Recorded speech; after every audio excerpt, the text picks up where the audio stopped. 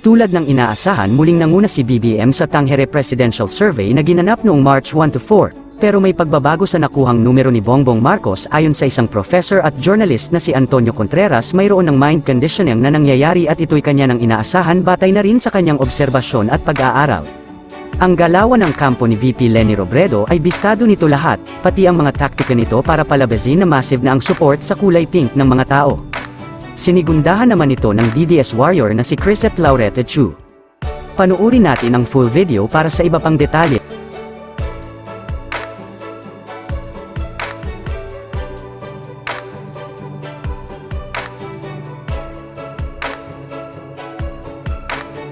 Narito ang buong ulat. Bongbong Marcos, number 1 na naman sa Manila Bulletin Tangere Survey.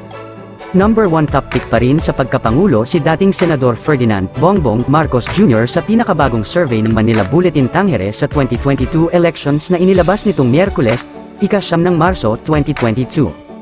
Sa resulta ng survey, isinagawa noong ika-1 hanggang ika-4 ng Marso 2022, ipinakita na nanguna si Marcos Jr. na may 48.75% ng respondents sa buong bansa ang pumili sa kanya bilang susunod na Pangulo ng Pilipinas. Pangalawa naman si Manila Mayor Francisco Isko Moreno Domegoso na nakatanggap ng 22.67% ng voter preference, habang pangatlo naman si Vice President Maria Leonor Leni Robredo na may 17.29% ng respondents.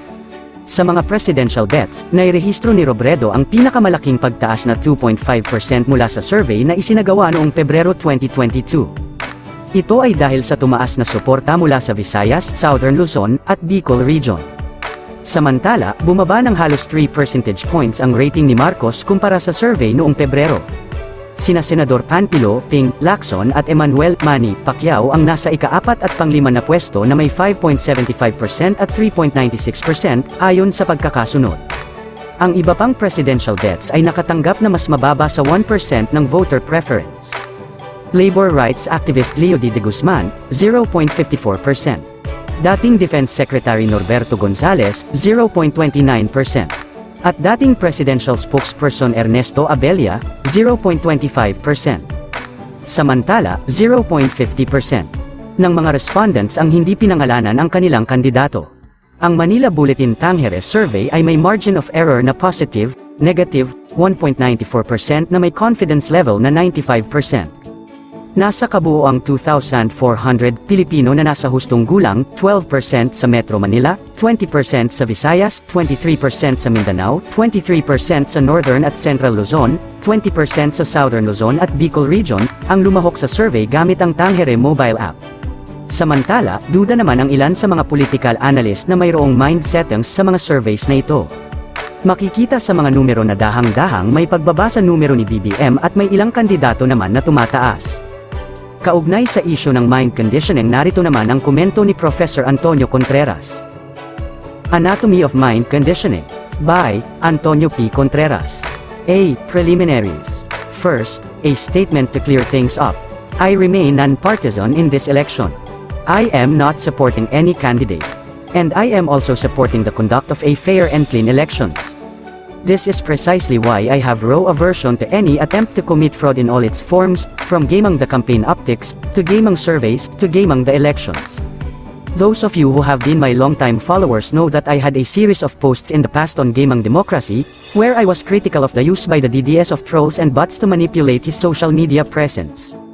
I even had a conference paper on this where I calculated the authenticity of the followers of pro and anti-Duterte bloggers and argued that the latter have lower levels of authenticity. This is to disabuse the minds of people that I am singling out the campaign of Leni Robredo because I am just biased against her. Let me state the following facts. It is the Leni Robredo camp that is making bold claims that her numbers will rise in the next surveys, and that she will eventually overtake BBM. It is her camp that is now using Google Trend models and social media sentiments to support their claims. This naturally attracted my curiosity and my attention. There is no problem if the rise is organic. But these are also red flags to me for possible gaming. B. On the use of Google Trends and social media sentiments. I am always wary about social media metrics, particularly in a country where most voters are in the DE crowd, don't have the facility or the time to use Google, and are mostly on free data. It is also a fact that this is a metric that can easily be gamed. It is easy for one person to have multiple gadgets and multiple accounts. It is easy to procure the services of a troll farm for inorganic likes, comments, shares and emoticons, and bot farms for automated and machine-generated engagements. Note that these are the main weapons of the DDS before, used also by pro-Marcos loyalists. Apparently, while being critical of these tactics, it appears that the Leni camp is now also actively subscribing to them. We saw accounts with Middle Eastern and foreign-sounding names voting for her in online polls. We are now seeing obviously inauthentic accounts engaging pro-Leni material online, posting pro-Leni hashtags. Proof. I have below in the first 4 images comments made by several accounts. 1. All use the same pro-Leni hashtags. 2. All have been posted around the same time. I have investigated each account and all appear to be inauthentic, very few, canned posts, all saying self-employed, all recently created. The use of same hashtag is particularly telling since it reveals a deliberate design to alert the algorithm. It must be recalled that the Leni campaign instructed her followers to use a set of hashtags in their posts. When you juxtapose these with the following 2 articles that came out of 2 different newspapers, both refer to social media analytics and Google Trends as a basis for saying that Leni will win. Both have the same tone of minimizing the reliability of statistical surveys. Except that in one article, one survey firm is preferred as the most reliable.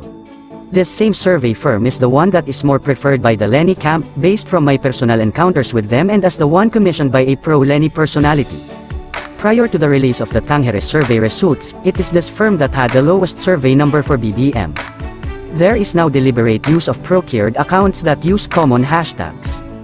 This increases social media engagements and sentiments, followed up with increased presence in mainstream media appearing either as news, feature article or columns, now amplified in social media when shared by followers who now further amplify this by using hashtags, about the value of Google Trends and social media analytics all showing Leni winning.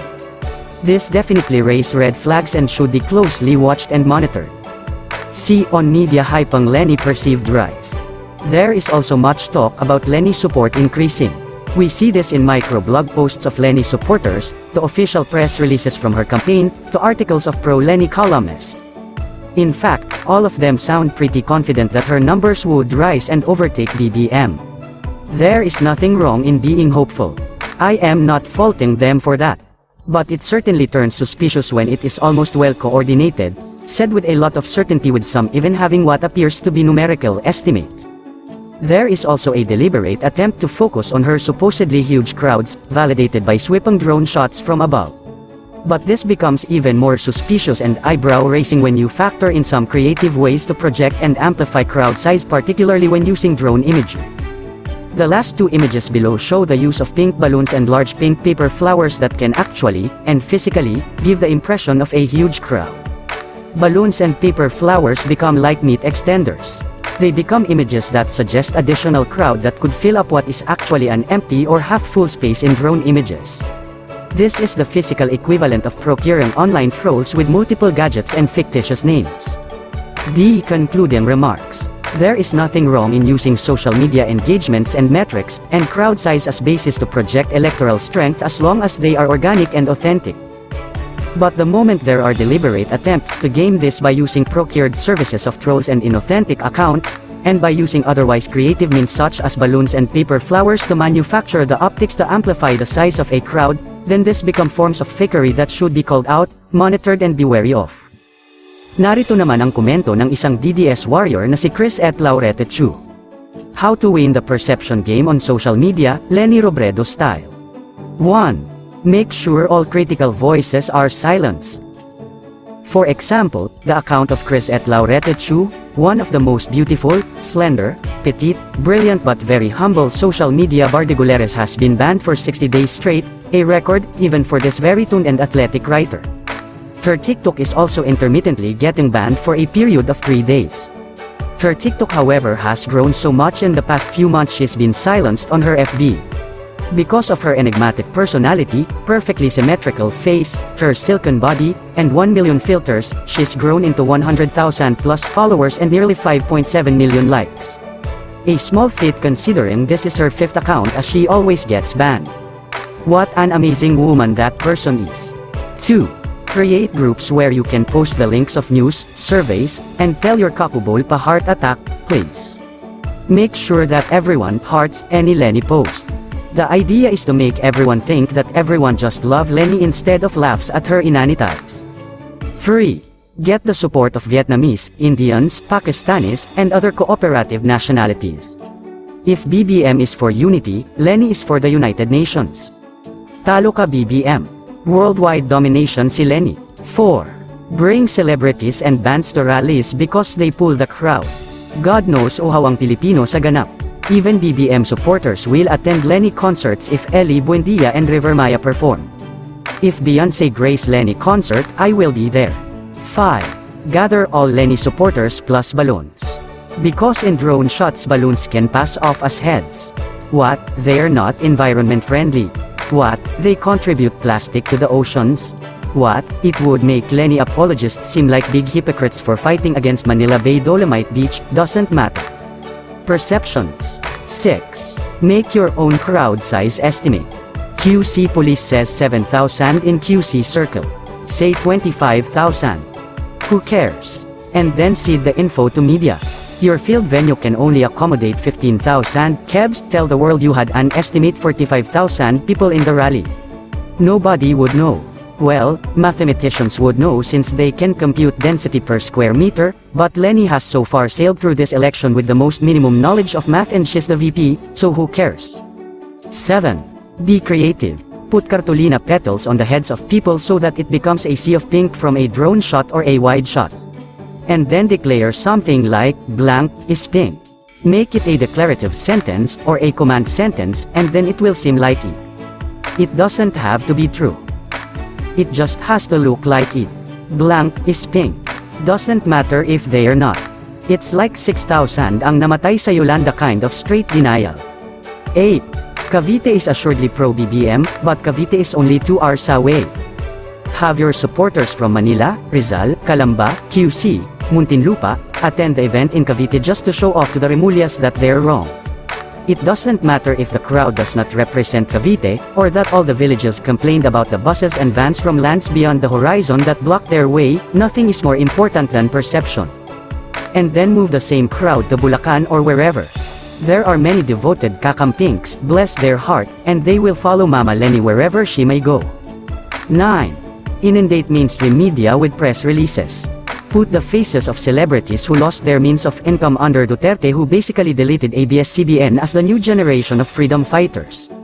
It doesn't matter what experts on international relations say, Edu Manzano knows better. It doesn't matter that Angelica Panganiban entitlement was revealed in that Red Cross incident, she's the most authentic person ever. Make cherry pie, scream into the mic. Bank on celebrities and their perceived power over an unthinking, easily pressured masses. 10. Shoot down the credibility of surveys that have existed for the past few decades, and say that Google Trends is a more reliable barometer of success. If Leni is the most searched personality, she must win the presidency, right? Guess what? The most searched Google personality in 2021 was either an athlete or a killer. That's barely an indication of leadership or trust. The minute she does get a 2-point rise in a survey, watch how fast they turn around and use that survey as proof of their mama's rise to power. 60 days to go, Philippines. Nothing more satisfying than watching kakampinks scramble for the next big gimmick. Entertain us. Kung ikaw ay mayroong opinion sa isyong ito, malaya kayong makakapagkomento dahil open ang comment section para sa inyong saloobin. Maraming salamat po.